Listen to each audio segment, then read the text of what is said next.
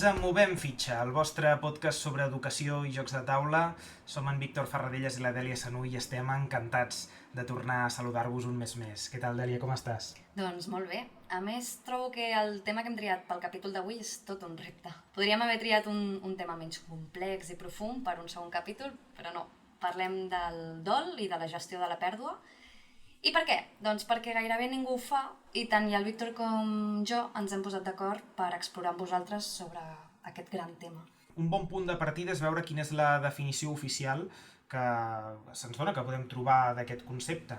Segons l'Enciclopèdia Catalana, el dol és una aflicció causada per la mort d'una persona estimada o en general per una gran desgràcia. En una altra de les entrades es parla d'una situació, circumstància o temps posterior a la mort d'una persona estimada o a una gran desgràcia. De fet, Dèlia, si ens hi parem a pensar, doncs el dol com a aflicció posterior a la mort ha estat present sempre en la història de la humanitat. Podeu fer-ne la prova. Observeu qualsevol cultura prehistòrica o de l'antiguitat i veureu que totes, independentment del lloc, de la geografia, tenen rituals funeraris característics. De fet, els arqueòlegs consideren els eixovars funeraris una de les característiques bàsiques per definir una cultura. És a dir, si troben un enterrament amb un eixovar, és una senyal de que allà hi havia una cultura, una societat ben definida.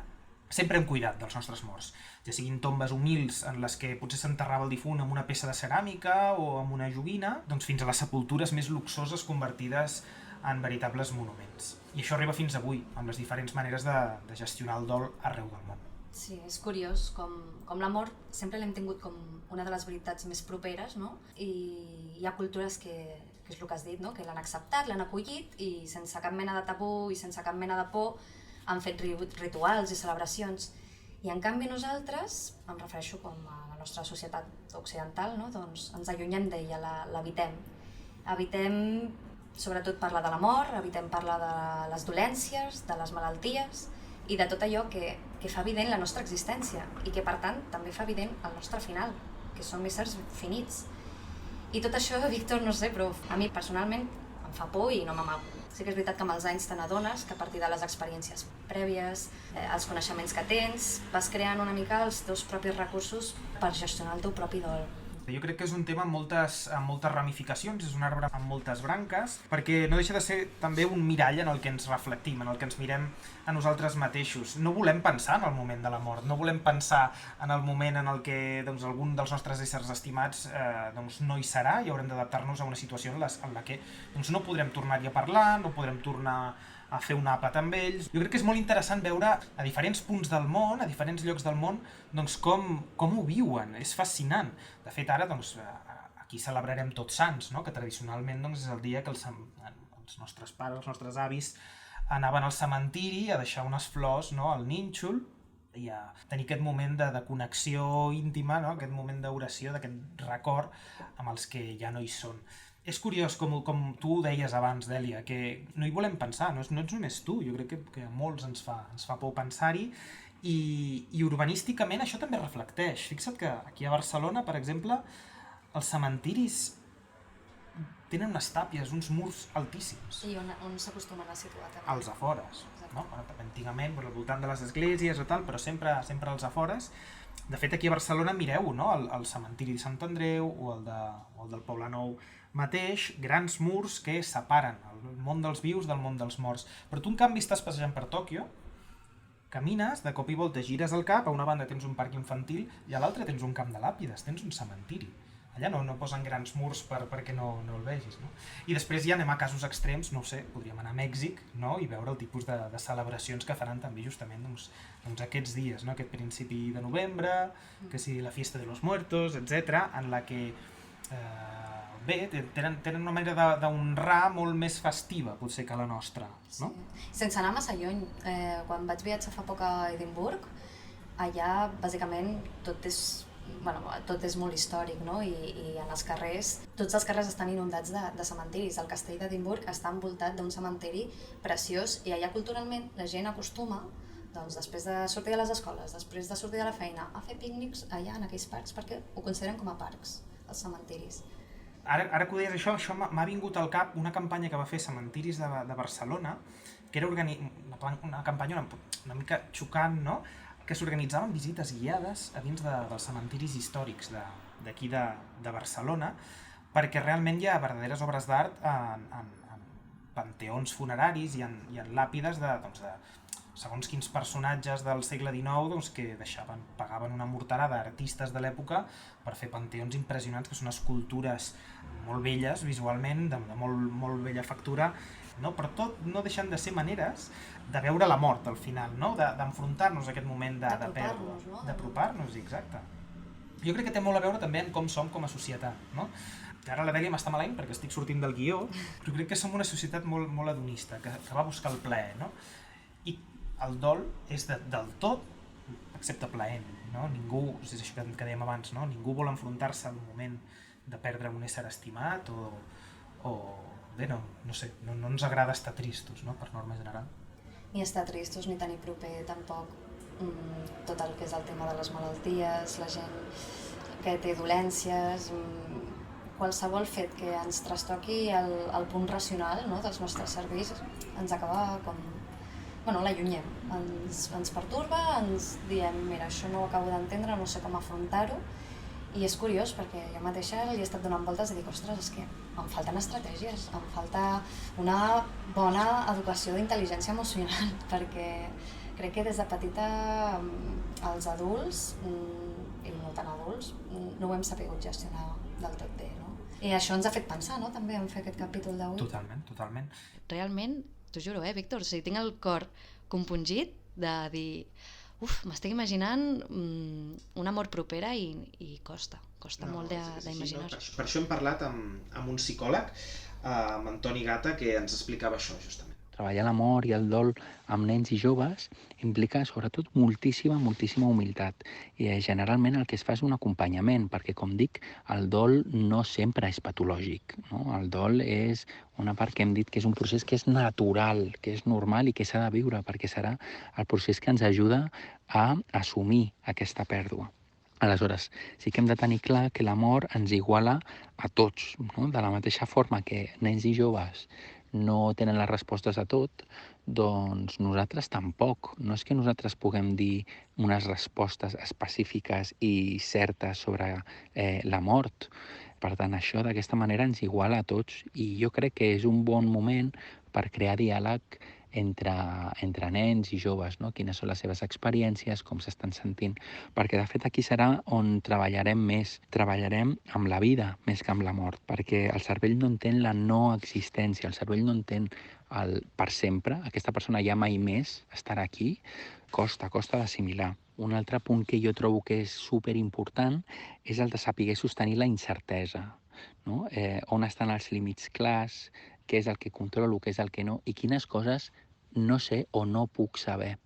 El tema de gestionar la incertesa és molt interessant, que de fet es treballa molt amb psicologia pràcticament en tot, perquè no tenim control sobre tot el que està passant, no tenim tota la informació sempre. Sent molt honestos, molt generosos, com a molt controlem un 10% de la nostra realitat, que són els nostres pensaments, les nostres accions i les nostres emocions. I no som capaços de controlar tot això al 100%. Si mirem què en diuen els psicòlegs, veurem que ells amplien la definició del dol més enllà de l'aflicció que se sent després de la mort d'un ésser estimat. També parlen de processos de dol després d'un fet que causa un terrabastall emocional, no? Podria ser, doncs, per exemple, una ruptura amorosa, una mudança o un canvi brusc de feina. Totalment.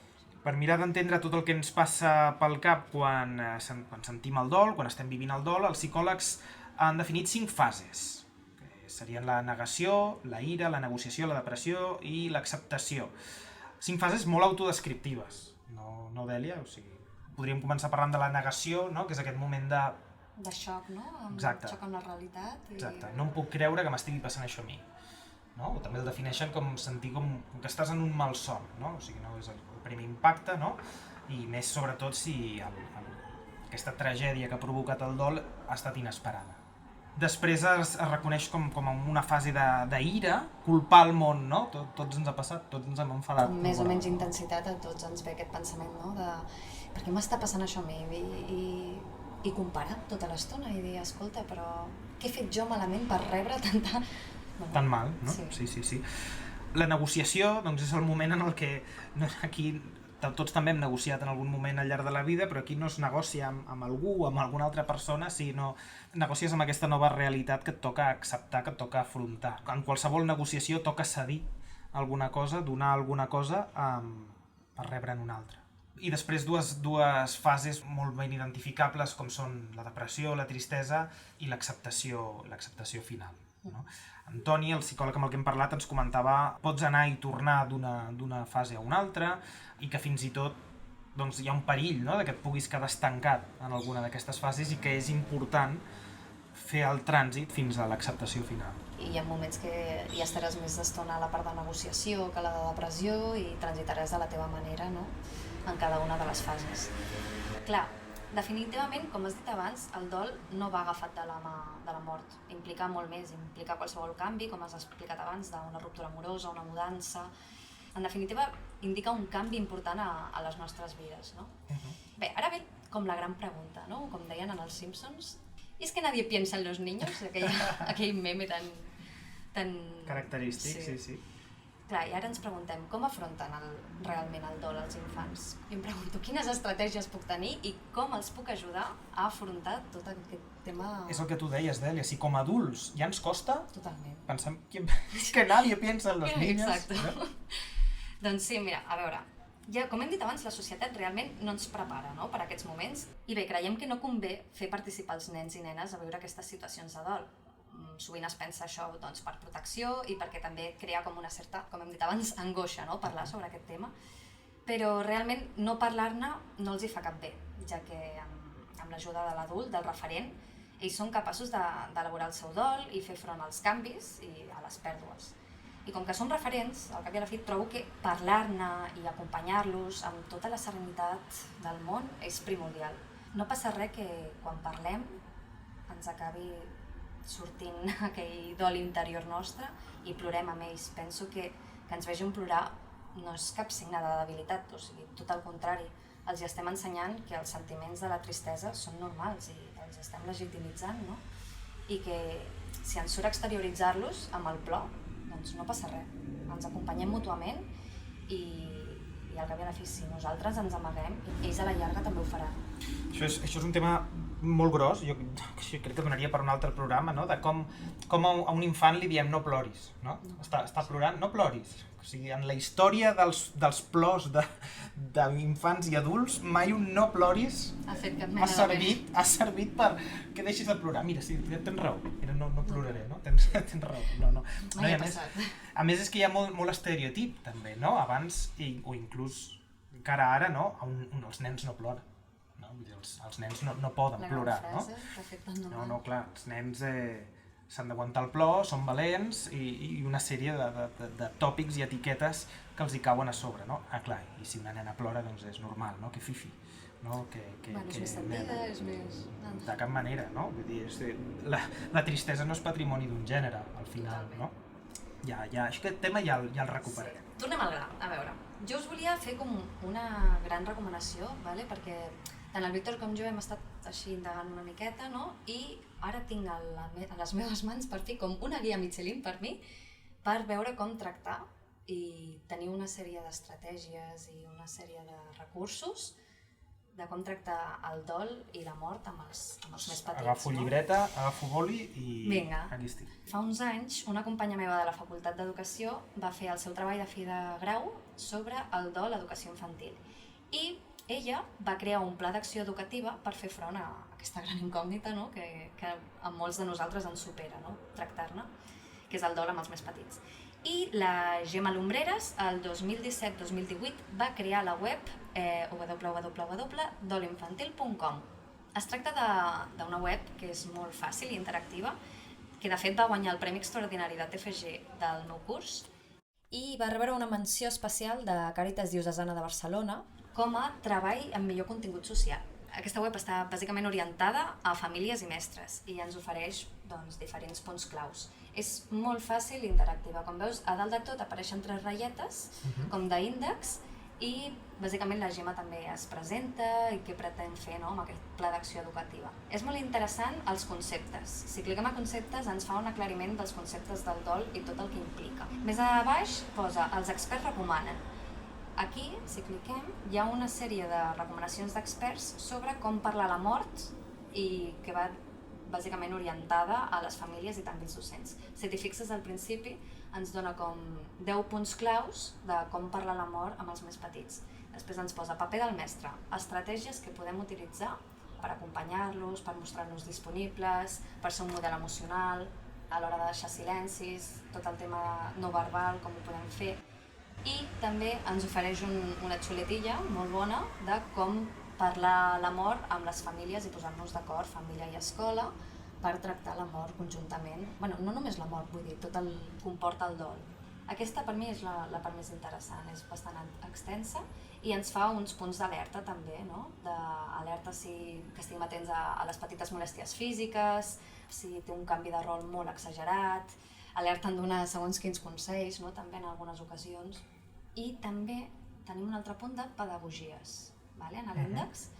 Aquí va més orientat als docents, no? Ens explica dos tipus de pedagogies, que és la pedagogia de la mort i la pedagogia del dol, per incorporar-la dins de les aules, que també són molt interessants. I finalment, aquesta, que també és de les meves preferides, són un recull de recomanacions, tant de contes que parlen de la mort, que parlen de les emocions, que parlen de les malalties, contes que parlen de les migracions i contes que tracten de separació dels pares. Que tots aquests punts són realment útils i interessants, ja que acostumen a ser com les situacions de dol més comunes, no?, entre els infants. I més recursos. Tornem a l'índex, més recursos. Aquí ja ens posa també activitats, música, pel·lícules, ens dona un llistat superextens d'activitats que podem fer amb els més petits, com crear un àlbum de fotografies per recordar i evocar tots aquests records agradables amb els éssers estimats, no? Ens dona també una sèrie de llistat de música que ens pot acompanyar, no?, durant tot aquest temps. De la Tamara Gelabert, del Petit Príncep, del Lluís Llach, molt xulo. I pel·lícules.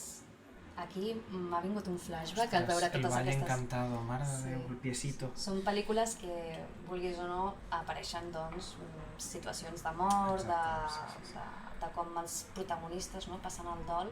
El bo de la Gemma és que actualitza la seva pàgina web i molts dels recursos que avui citarem també els podrà incloure i els trobareu.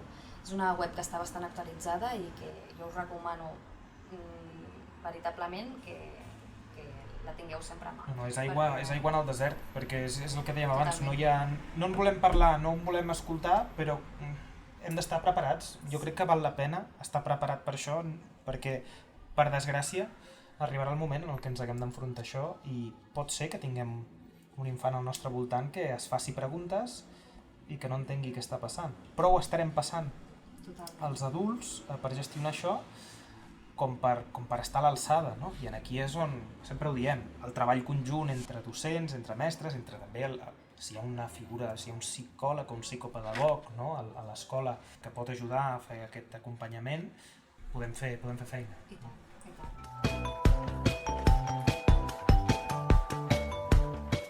Movem fitxa, el teu podcast de jocs de taula i educació.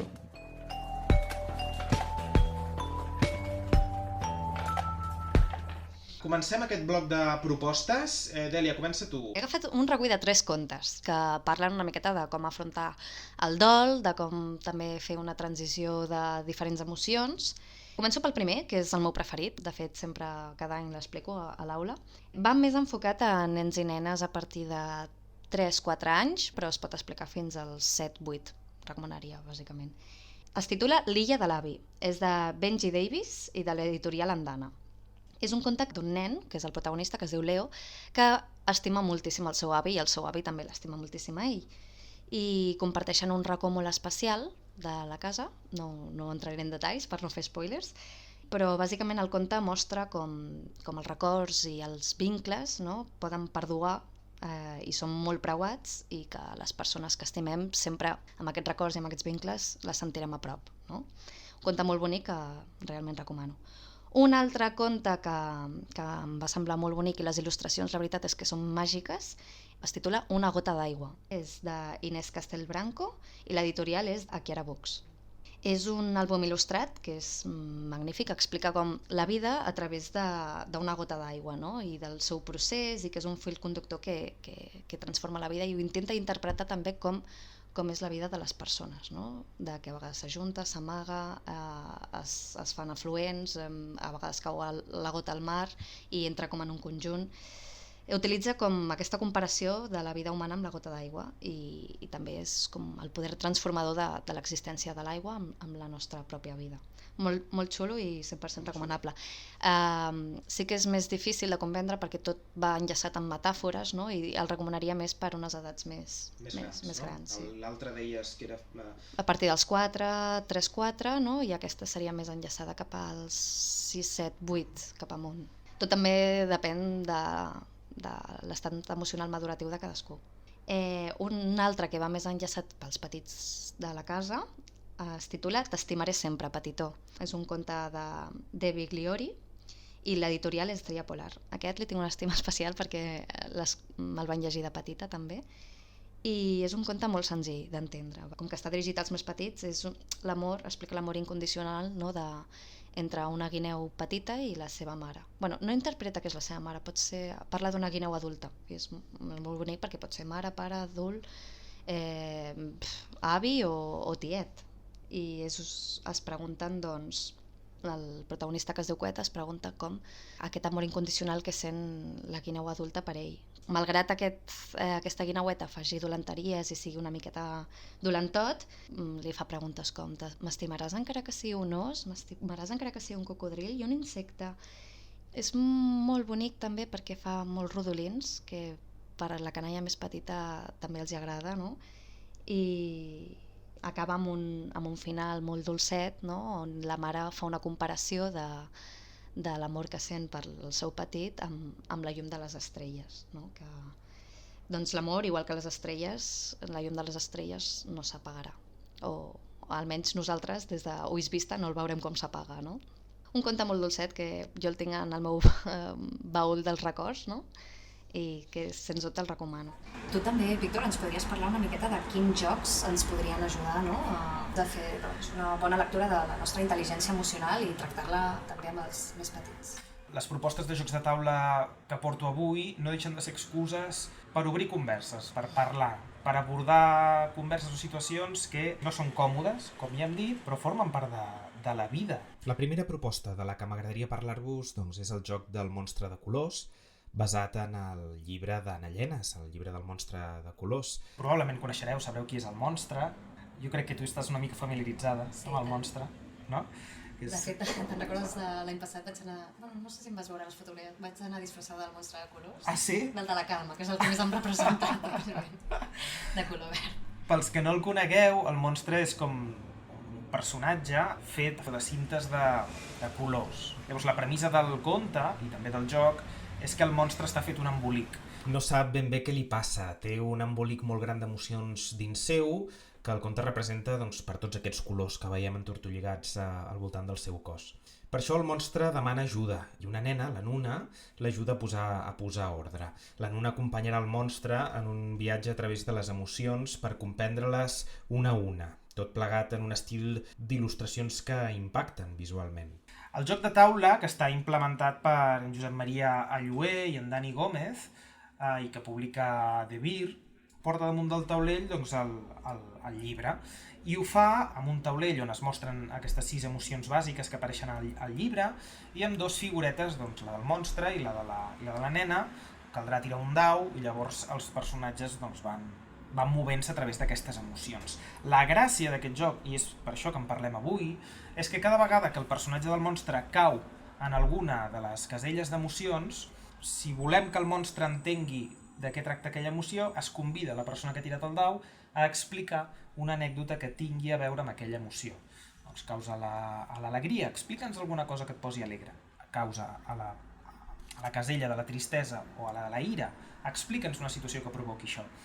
I aquest és el moment, aquest és el detonant que volem provocar si volem parlar o si volem afrontar una situació que ha passat, o que estigui passant amb els més petits, però també amb els més grans, vull dir, aquí no, el joc posa de 4 a 99 anys, o sigui que sigueu tots benvinguts a jugar-hi. La gràcia és això, no només serveix per parlar del dol, sinó per abordar conflictes, no? que hi pugui haver doncs, entre germans, entre cosins, que puguin passar a l'escola, etc. Sí, ajuda tant els més petits a identificar les emocions i les experiències que han viscut amb cada emoció els pares o mares o família amb qui jugui, tant com per ells mateixos, identificar-les i validar que aquell moment que van sentir, no? és tan lícit com el de l'alegria, com el de la por, com el de la tristesa. No? És xulo, em sembla molt interessant com a mètode per anar exercint una miqueta aquesta intel·ligència emocional que ens anirà també per enfrontir-nos, no? davant del dol. Totalment. I el podeu jugar per provocar converses o el podeu jugar per passar-vos-ho bé, també, perquè al final també és un bon moment per parlar, no? per passar una estona junts i per veure, és un joc cooperatiu al cap i a la fi, en el que si un cop explicada aquesta anècdota es pot s'obté, hi ha els pots, no? Aquests són els mateixos pots que apareixen en el llibre, en selecciones un i veus si coincideix amb l'emoció en la que trobaves. No? La segona proposta de jocs de taula de la que us voldria parlar avui és el Story Cubes. La idea és molt senzilla. Tenim 9 daus de 6 cares, plens d'il·lustracions amb dibuixos molt bàsics. Hi trobem un avió, un peix, una flor, una fletxa, una emoticona, n'hi ha un munt, val? Perquè estem parlant d'un joc que té diversos packs, no? que es comercialitza, doncs, hi ha el genèric, però n'hi ha un de tema d'herois, n'hi ha un de tema de viatges, etc. No? Llavors van canviant aquests dibuixos que hi ha als daus. Per començar a jugar només cal llançar els 9 daus i crear una història amb els resultats obtinguts. Que siguin 9 daus no és casual, ja que el joc ens proposa fer-ne servir 3 per la introducció, 3 pel nus i 3 pel desenllaç. Aquí la gràcia de nou aquest joc doncs, es pot jugar per passar una bona estona, però també pot ser una bona idea per provocar el fet de teixir una història en la que es tracti o s'abordi l'emoció de la que volem parlar. No? Doncs, en el cas del dol o per parlar d'aquesta situació difícil o d'aquesta nova realitat a la que ens volem adaptar, podem teixir una història doncs, en la que l'infant sigui el protagonista o no, en la que aquest protagonista passi un procés similar i s'esbossi una possible solució. Possible desenllaç, no? Sí, un desenllaç que ens serveixi també doncs, per parlar-ne i perquè l'infant es faci preguntes al final. No? La gràcia, que aquí també fomentareu la creativitat i que hi ha tants dibuixos que les històries són infinites, no? I també hi ha aquesta interacció de tirar els daus, inclús veureu que ja tindran les cares preferides o sempre voldran que aparegui el gatet, no? en les històries, etc. I seria una d'elles. I és això, no? Que al final és una excusa per asseure'ns, per passar una estona junts i per parlar, no? Per enfrontar-nos a aquest moment o per preparar aquest moment que ens servirà per créixer al cap i a la fi. No? I res, finalment, l'última proposta és el joc narratiu per excel·lència, i és el rol, Deli, no sé si tu has jugat mai a rol o n'has sentit a parlar. He sentit a parlar, però encara no m'he endinsat. Els jocs de rol, al cap i a la fi, també tenen com a premissa que hi ha un director de joc que crea una història en la que els jugadors interactuen i participen doncs, a través de la seva imaginació i a través d'alguns atributs que són les mecàniques que el joc ens proposa. Per jugar amb infants n'hi ha un munt, Monster Kid, Hero Kids, Pequeños Detectives, n'hi ha un de pirates, fins i tot. Aquí la temàtica és el de menys, aquí el que més importa és la creativitat que vosaltres hi vulgueu posar, els gustos personals de cadascú, no? A mi em flipen els pirates, llavors jo ho passaria genial amb una història de rol de pirates, no? I si el que volem al final és crear situacions en les que puguis empatitzar, no? Amb una situació de pèrdua i amb un trànsit de dol, tots aquests exemples que us he dit i molts més, o sigui, Monster Kid, Hero Kids, Pequeños Detectives, ja us proposaran amb regles molt senzilles com fer els primers passos. De fet, a mi m'agraden aquests perquè el primer que fas és dibuixar el teu personatge, no? O sigui, fer el teu avatar. Exacte, crear el teu avatar amb els infants o no tenir infants, que no deixa de ser un reflex de tu mateix, no? Que aquesta també és una de les gràcies. No? Arribar a ser. O és com una simulació, no? Jo en la vida real mai faria tal cosa, però el meu personatge, per què no? Té màgia, no? Per què no ho pot fer, no? I també és una manera d'estimular converses, de parlar, de fer-nos preguntes i d'intentar respondre-les, no? Jo crec que una mica aquesta seria la conclusió a la que arribaríem amb aquest capítol d'avui, no, Dèlia? Acompanyar, fer-nos preguntes i els més petits també perceben, no?, que el que és un tabú per nosaltres... Allò que ens incomoda ho percebem de seguida, no? I més val no inventar-se paraules, més val no endolcir tots aquells conceptes, més val dir, escolta, ara ho estic passant un mal moment, probablement tu també em patiràs un moment difícil, no sé què em passa, potser tu tampoc sabràs què et passa, però anem a escoltar-nos, anem a acompanyar-nos, anem a veure com ho podem solucionar i potser traient un joc, un conte, o anem esbrinant plegats.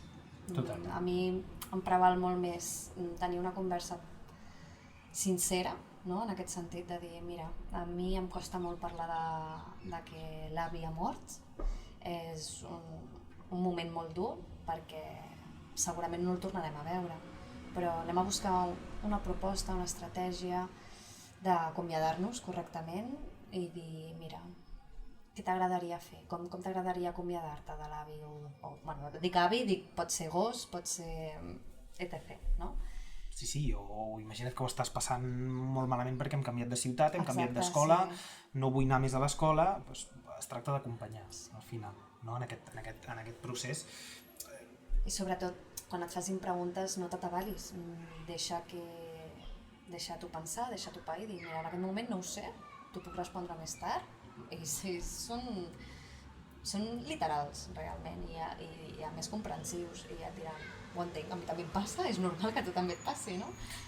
També perquè s'hi barregen moltes coses, ara nosaltres ho estem fent tot des d'un punt de vista molt racional, sense estar embargats per una emoció, i és molt probable que nosaltres com a adults també passem un procés paral·lel de dol que no té per què ser igual al de la meva parella o el del meu germà o el del meu fill o filla, no?